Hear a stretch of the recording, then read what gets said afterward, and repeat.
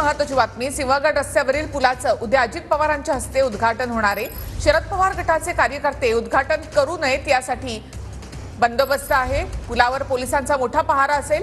नेत्यांच्या उद्घाटनाची वेळ मिळत नसल्यामुळे पूल वाहतुकीसाठी खुला केला जात नाही असा आरोप शरद पवार गटाकडून करण्यात आला होता। पालकमंत्री अजित पवारांच्या हस्ते उद्या पुण्यातील सिंहगड रस्त्यावरील नव्याने बांधण्यात आलेल्या पुलाचं उद्घाटन जे आहे ते पार पडतं। गेल्या अनेक दिवसांपासून या पुलाचं काम जे आहे ते सुरू होतं। याच पुलाच्या उद्घाटनासाठी शरद पवार गटाकडून आंदोलन जे आहे ते करण्यात आलेलं होतं। मात्र उद्या सकाळी 7 वाजता अजित पवारांच्या हस्ते या पुलाचं उद्घाटन जे आहे ते होणार आहे। मात्र राष्ट्रवादी काँग्रेसच्या कार्यकर्त्यांकडून अचानक पद्धतीनं आंदोलन जे आहे ते आणि त्याचबरोबर उद्घाटन जे आहे ते पुलाचं करता येऊ नये म्हणून आपण पाहतो की पोलिसांचा बंदोबस्त जो आहे तो या पुलावरती तैनात करण्यात आलेला आहे। सामाजिक कार्यकर्ते त्याचबरोबर शरद पवार गटाचं म्हणणं होतं की हा पूल जो आहे तो लवकरात लवकर वाहतुकीसाठी खुला करण्यात यावा। याच पुलावरती शरद पवार गटाकडून ठिय्या आंदोलन जे आहे ते सुद्धा करण्यात आलेलं होतं।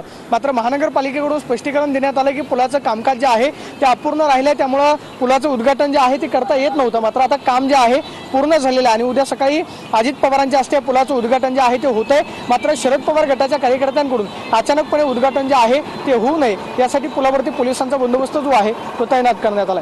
Camera person Vike Sonavi, Pradeep Kapse, TV9 Marathi, Pune.